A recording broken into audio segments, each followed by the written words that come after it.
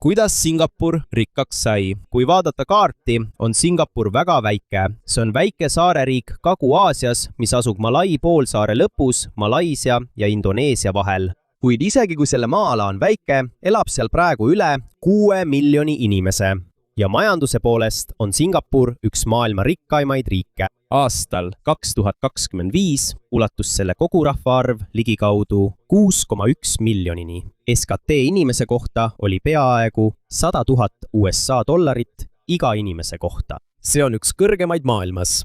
Aga Singapur ei olnud varem selline. Kui see 1965 aastal iseseisvaks sai, oli see väike riik, millel peaaegu puudusid loodusvarad. Sellel polnud suurt maad põllumajanduseks. Sellel polnud naftat ega suuri maavarasid. Samuti puudus piisav oma mageveevaru. Paljud inimesed olid vaesed ning probleemiks olid ka tööpuudus ja elamispind. Seetõttu oli tol ajal suur küsimus, kas Singapur suudab iseseisva riigina ellu jääda. Et mõista, kuidas selle riigi elanikud jõukaks said, tuleb kõigepealt tagasi vaadata, miks see väike saar üldse oluliseks sai. Selles piirkonnas elasid inimesed ja toimus kaubandus juba ammu enne eurooplaste saabumist. Aga suur muutus toimus 1819. aastal, kui saabus Briti ametnik Stamford Raffles. Britid märkasid, et Singapuri asukoht on kaubanduse jaoks väga soodne. See asub Malacca väina lähedal, mis on üks maailma tähtsamaid laevateid. Siit läbi palju laevu, mis reisivad Ida-Aasia, India, Lähis-Ida ja Euroopa vahel. Lihtsalt öeldes oli Singapur suurepärases asukohas, et saada laevade peatus- ja kaubanduskeskuseks. Britid muutsid Singapuri vabasadamaks.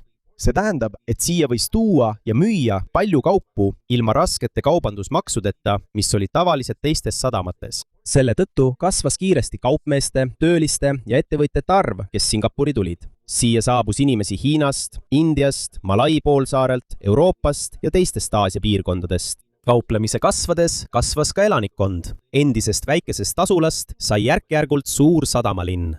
Rände tõttu muutus Singapuri elanikkond samuti mitmekesiseks. Kasvas etniliste hiinlaste, malailaste ja indialaste arv. Siiani on uuritud kogukondade suur mõju endiselt näha. Seda on näha Singapuri toidus, keeles, usus ja kultuuris. Paljude aastate jooksul oli Singapur Briti impeeriumi osa, kuid teise maailmasõja ajal muutus olukord järsult.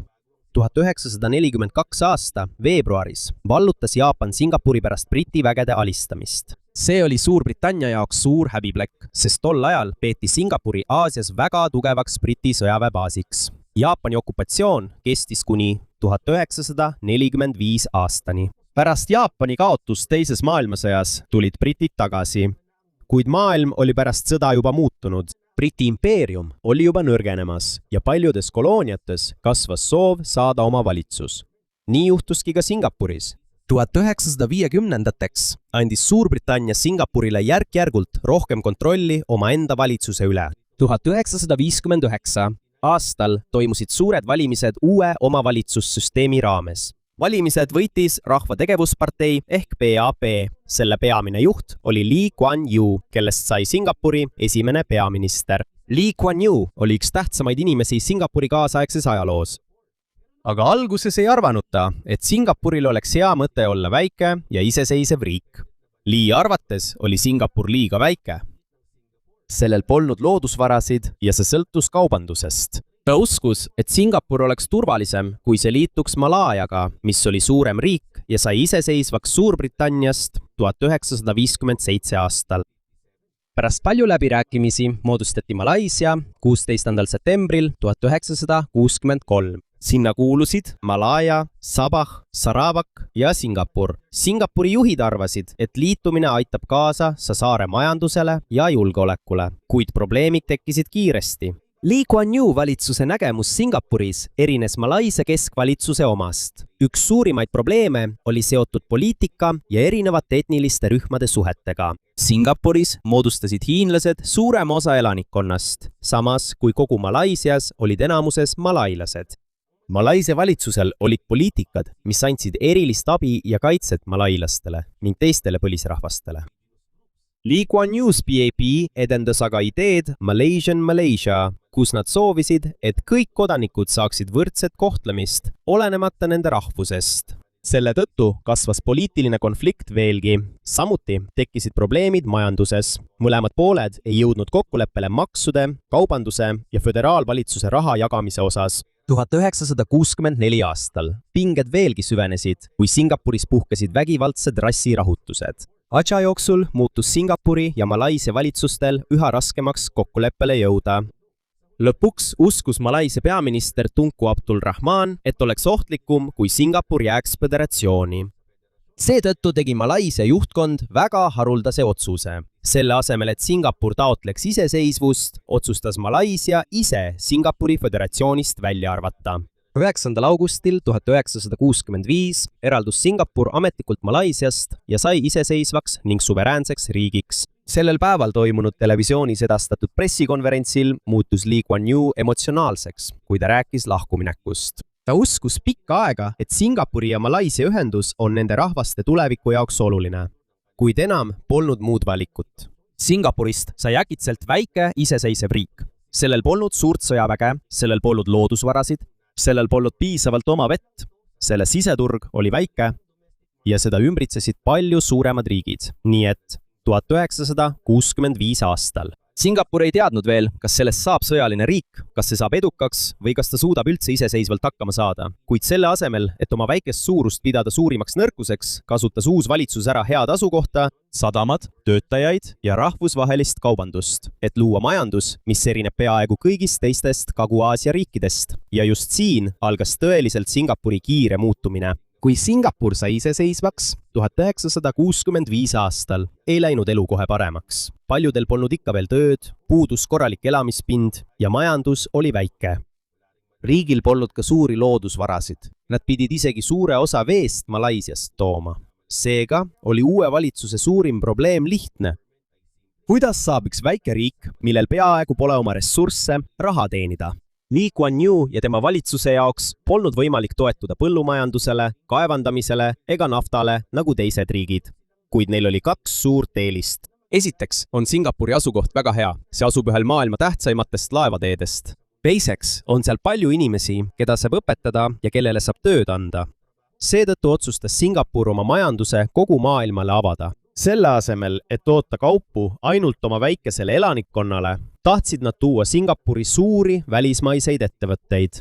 Need ettevõtted ehitavad tehaseid, toovad raha ja tehnoloogiat ning pakuvad singapurlastele tööd. Selleks loodi juba 1961 aastal valitsusasutus.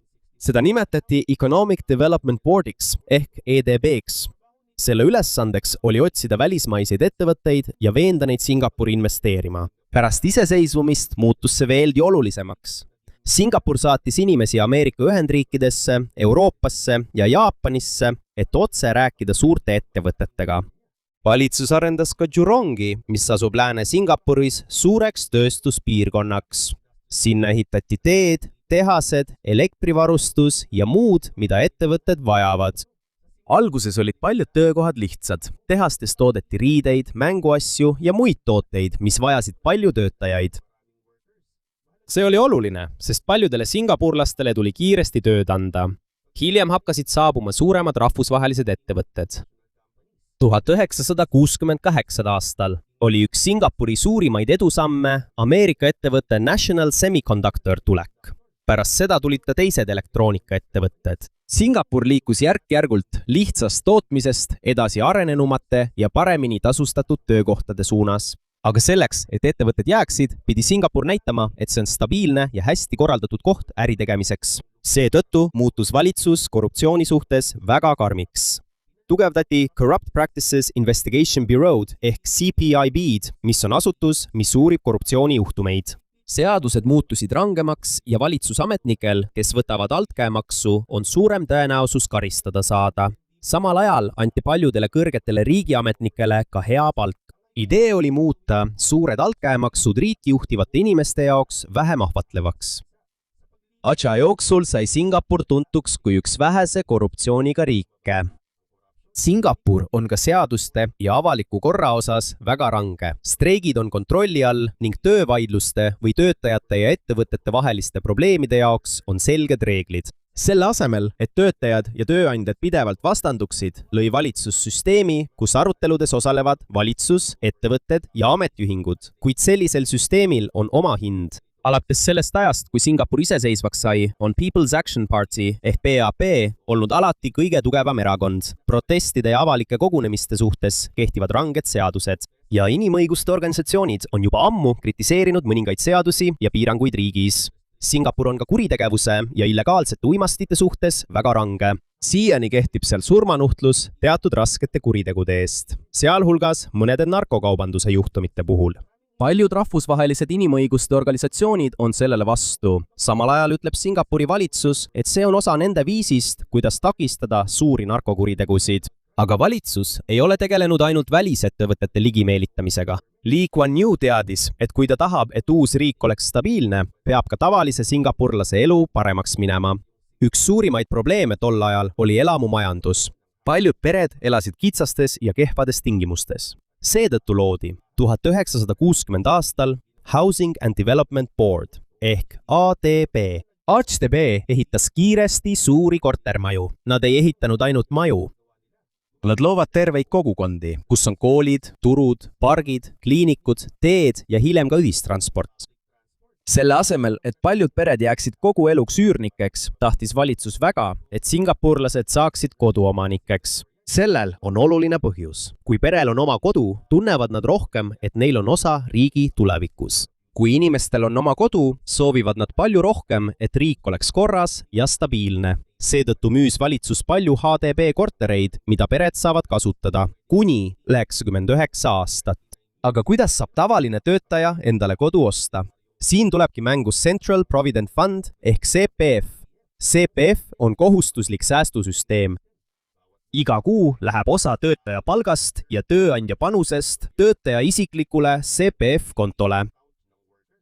See on nagu sääst, mida saab kasutada pensioniks, tervishoiuks ja muude oluliste vajaduste jaoks. 1968 aastal lubati singapurlastel kasutada oma CPF-sääste HDB korteri ostmiseks. Seda saab kasutada sissemakseks ja eluasemelaenu tasumiseks. Tänu sellele sai rohkem tavalisi peresid võimaluse omada oma kodu.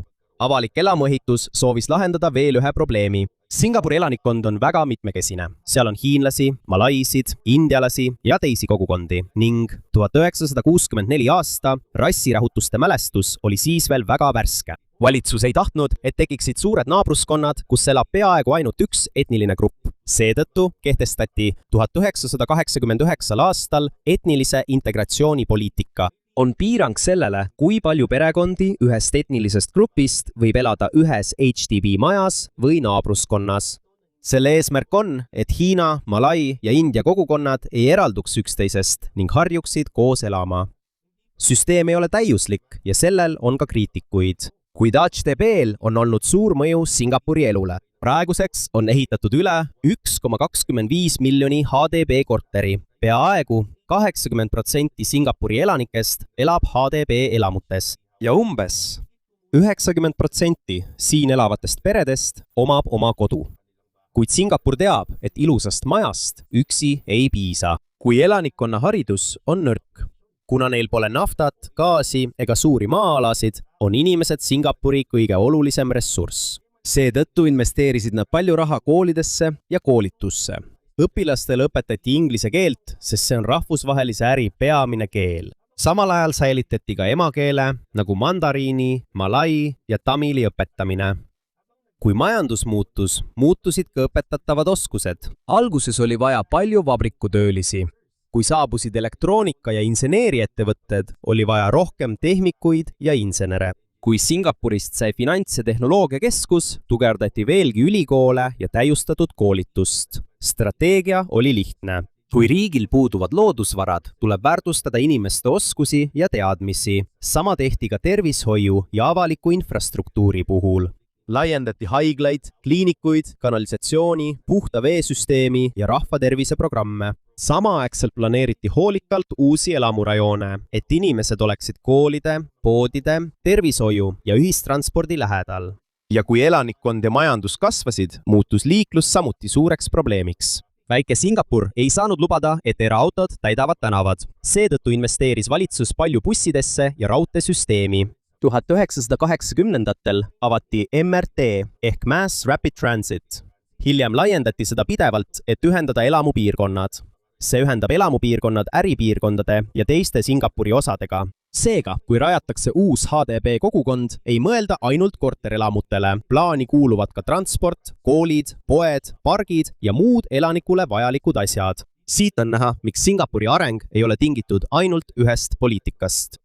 Kõik on omavahel seotud. Välisettevõtted toodi siia, et luua töökohti. Elamuid ehitati selleks, et töötajatel oleks korralik elukoht. Kasutati CPF-i. Selleks, et aidata neil saada kodu ja sääste. Haridust tugevdati, et oleks kvalifitseeritud tööjõud. Loodi korralik transport, et nad jõuaksid kiiresti tööle. Korruptsioonivastaseid meetmeid karmistati ja avalikku haldust tugevdati, et ettevõtted usaldaksid valitsust. Mõne aastakümne jooksul hakkas see kombinatsioon järk-järgult toimima. Singapuris on samuti väga oluline korralik transpordisüsteem. Kuna riik on väike ja teedel on piiratud ruumi, kontrollib valitsus teadlikult sõidukite arvu. Enne kui saad uue sõiduki omanikuks, pead esmalt hankima Certificate of Entitlementi ehk COE. See annab õiguse kasutada sõidukit 10 aasta jooksul ja on tavaliselt väga kallis. Selle tõttu on vähem erasõidukeid ja rohkem inimesi kasutab rongi ja bussi. MRT-võrku laiendatakse pidevalt. Singapuri eesmärk on, et 2030-ndate alguseks asub 8 leibkonda 10-st vaid 10-minutilise jalutuskäigu kaugusel rongijaamast. Aga Singapuris ei ole oluline ainult inimeste kiire liikumine.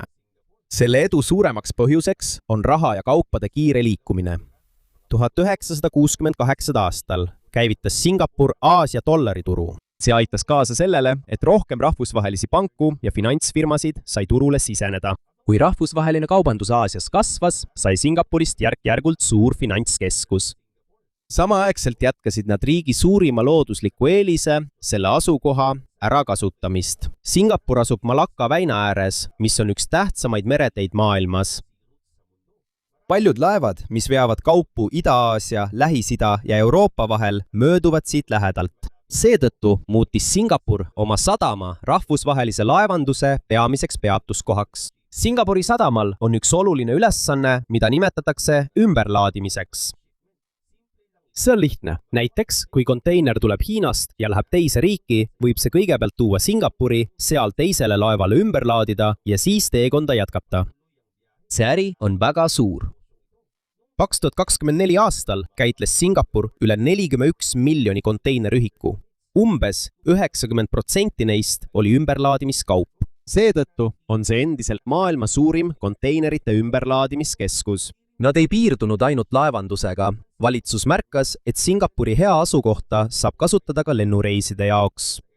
Paljud lennud Euroopa, Aasia, Austraalia ja teiste maailma piirkondade vahel võivad läbida Singapuri. Seetõttu ehitasid nad suure uue lennujaama. 1981 aastal avati Changi lennujaam. See projekteeriti mitte ainult kohana, kust inimesed lennukile lähevad, vaid ka suure rahvusvahelise sõlmpunktina, kus reisijad saavad ümber istuda ja ümber laadida lennukaubad. Kui Changi ja Singapuri sadam kasvasid, muutus riik rahvusvahelistele ettevõtetele atraktiivsemaks. Töötajaid, tooteid, seadmeid ja tarvikuid oli lihtne Singapuri sisse ja välja tuua. Aga on veel üks tööstusharu, mis võib olla üllatav riigi jaoks, kellel pole oma naftat. Singapurist sai suur nafta rafineerimise ja kauplemise keskus. Riigil ei ole suuri naftavarusid ja ta peab toornaftat importima, kuid selle asemel, et seda lihtsalt probleemina näha, ehitas Singapur suuri rafineerimistehaseid ja naftakeemiatehaseid. Toornafta tuuakse siia teistest riikidest, töödeldakse ja muudetakse diisliks, lennukikütuseks, laevakütuseks, kemikaalideks ja muudeks toodeteks, enne kui need uuesti rahvusvahelisel turul müüakse. Suur osa tööstusest asub Jurongi saarel, suures tööstuspiirkonnas, kus rafineerimistehased ja keemiaettevõtted asuvad üksteisele lähedal. Rohkem kui 100 ülemaailmset energia- ja keemiaettevõtet tegutseb seal. Suur eelis on ka see, et Singapuri läbib väga palju laevu. Need laevad vajavad kütust. Seetõttu on Singapurist saanud väga suur punkerdamiskeskus. Punkerdamine tähendab lihtsalt kütuse tankimist laevale. See on nagu bensiinijaam suurtele laevadele. Aastal 2024 müüdi Singapuris peaaegu 55 miljonit tonni merenduskütust. Seetõttu on see endiselt maailmas suurim punkerdamissadam. Nii et isegi kui Singapuril pole oma naftat, teenib ta tulu nafta importimise, töötlemise, kauplemise ja naftatoodete müügiga. See on üks parimaid näiteid sellest, kuidas Singapur kasutab oma asukohta ja infrastruktuuri, et teha äri ressurssidega, mida riigis endas tegelikult pole. Kui Singapur rikkamaks sai, muutus ka töökohtade tüüp, mida ta soovis riiki tuua. Alguses olid tehased, mis vajasid palju tavalisi töölisi, suureks abiks. Aga kui palgad tõusid, muutus raskemaks konkureerida riikidega, kus tööjõud oli odavam. Seetõttu liikus Singapur järk-järgult edasi arenenumatesse tööstusharudesse. Pooljuhtide ja elektroonika tootmine kasvas. Kasvas farmaatsiaettevõtete, insenerifirmade, finantsasutuste, tehnoloogiaettevõtete ja suurte rahvusvaheliste korporatsioonide regionaalsete peakontorite arv. Siin muutus oluliseks nende pikaajaline investeering haridusse. Kuna töötajad olid oskuslikumad, suutsid nad toota keerulisemaid ja kallimaid tooteid ja teenuseid. Ja see tõmbab jätkuvalt välisinvesteeringuid. Singapuri Statistikaameti andmetel ulatus välismaiste otseinvesteeringute maht riigi ettevõtlussektoris 2024 aasta lõpuks üle 3 triljoni Singapuri dollari. See tähendab, et tohutu summa raha rahvusvahelistelt ettevõtetelt on paigutatud Singapuri, kuna nad kasutavad seda Aasia äribaasina. Kuid mitte ainult eraettevõtted ei investeeri. Riigi rikkuse kasvades leidis ka Singapuri valitsus viisi, kuidas osa rahvuslikust varast tuleviku jaoks investeerida. Üks tähtsamaid neist on Temasek. See on investeerimisettevõte, mis kuulub Singapuri valitsusele. See investeerib paljudesse ettevõtetesse ja tööstusharudesse nii Singapuris kui ka teistes riikides. 2026. Aasta 31. märtsi seisuga ulatus Temaseki netoportfelli väärtus umbes 518 miljardi Singapuri dollarini. On olemas ka GIC, mis loodi 1981 aastal, et investeerida Singapuri välisvaluutareserve erinevatesse varadesse üle kogu maailma. GIC ei avalikusta täpselt kogu oma hallatava rahasummat, kuid see on üks suurimaid sellist tüüpi investeerimisorganisatsioone maailmas. Selle ülesanne on kaitsta ja kasvatada Singapuri reserve, et riik saaks neid kasutada pika aja jooksul. On väga oluline, et kõiki neid fonde ei käsitletaks nagu üht suurt pangakontot. Temaseki, GIC ja CPF-i ülesanded on erinevad. CPF on peamiselt säästusüsteem töötajate pensioni, eluaseme ja tervishoiu jaoks. Samal ajal on Temasekil ja GIC-l eraldi roll riigi varade ja reservide investeerimisel. Siit on näha, miks Singapuri jõukus ei tulene ainult ühest tegurist. See pole ainult sellepärast, et asukoht on hea. Paljudes maailma paikades on samuti hea asukoht, kuid neist ei ole saanud Singapuri. Riik kasutas oma asukohta koos suurepärase sadama, lennujaama, ühistranspordi, oskuslike töötajate, stabiilse valitsuse, ettevõtlussõbralike poliitikate ja suurte investeeringutega infrastruktuuri. Kui rahvusvaheline ettevõte saabub Singapuri, on olemas sadam nende toodete jaoks, lennujaam töötajate ja juhtide jaoks, väljaõppinud töötajad, korralikud teed ja rongid, finantssüsteem ja valitsusasutused, mis keskenduvad ettevõtlusele. Seetõttu aitab iga uus tööstusharu Singapurile kaasa. Sadam toetab tootmist. Tootmine aitab kaubandust. Kaubandus toetab pangandust. Lennujaam aitab piirkondlikke peakortereid ja turismi. Haridus tagab kõige selle jaoks vajaliku tööjõu ja riigi teenitud raha investeeritakse pidevalt uuesti infrastruktuuri, inimestesse ja reservi tuleviku jaoks. Aja jooksul ei rikastanud Singapuri ainult tootmine ja laevandus. Ka selle finantssektor kasvas märkimisväärselt.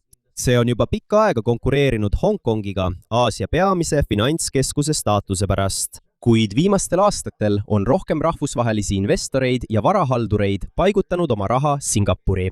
2024 aastaks ulatus riigis hallatavate varade maht üle 6 triljoni Singapuri dollari.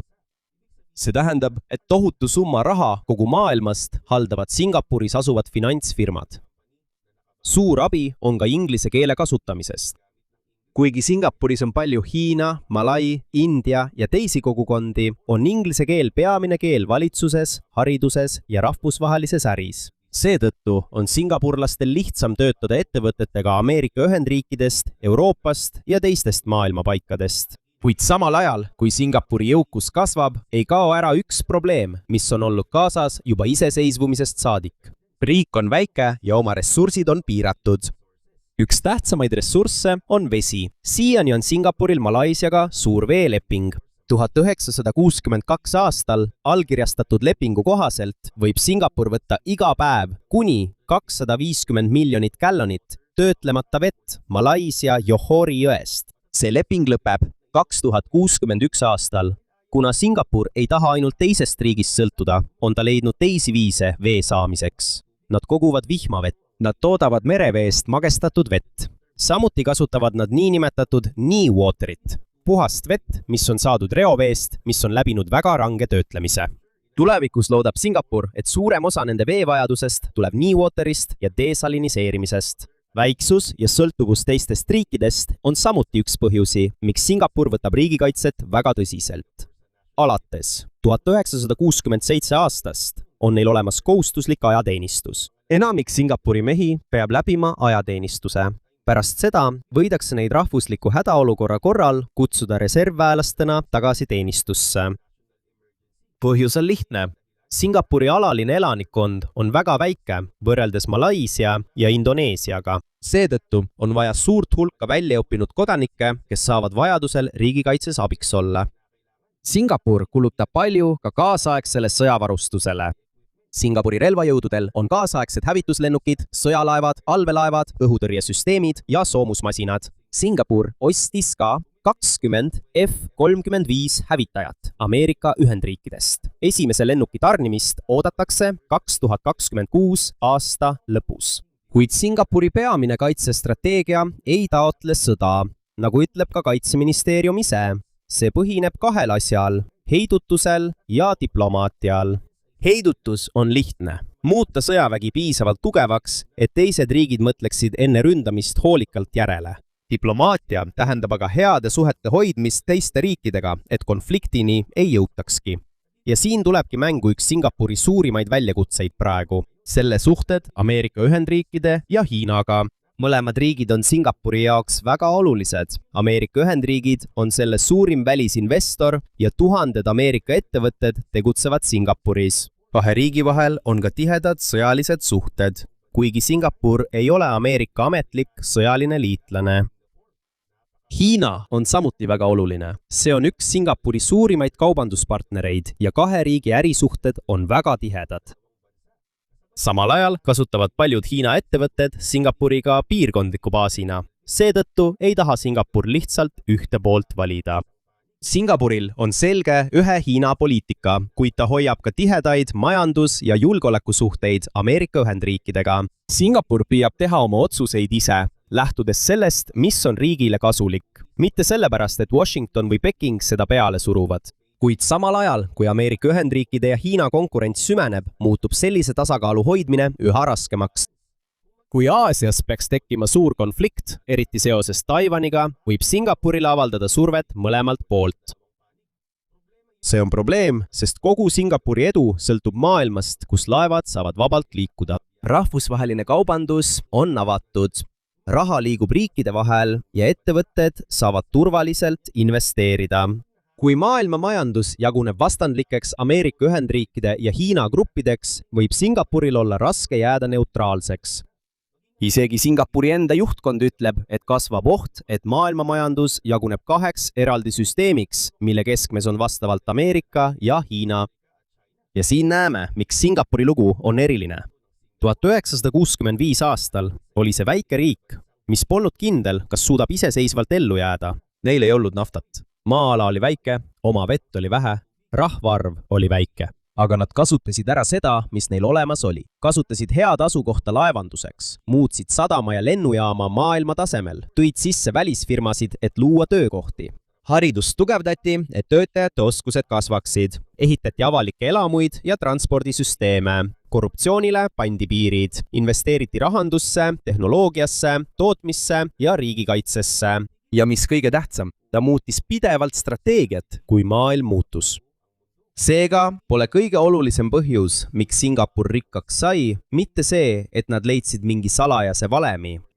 Tegelikult kasutasid nad lihtsalt targalt ära neid väheseid ressursse, mis neil olid. aga see sama asi, mis tegi Singapuri rikkaks, ülemaailmne kaubandus, rahvusvahelised investeeringud ja ühendused kogu maailmaga, võib tulevikus saada selle suurimaks probleemiks. Nii et pärast peaaegu 60 aastat ülikiiret arengut ei ole Singapuri jaoks järgmine suur küsimus enam see, kas Singapur suudab rikkaks saada. Küsimus on nüüd selles, kas Singapur suudab jääda edukaks maailmas, mis on rohkem lõhestunud, pingelisem ja raskemini ennustatav kui siis, kui selle tõus algas.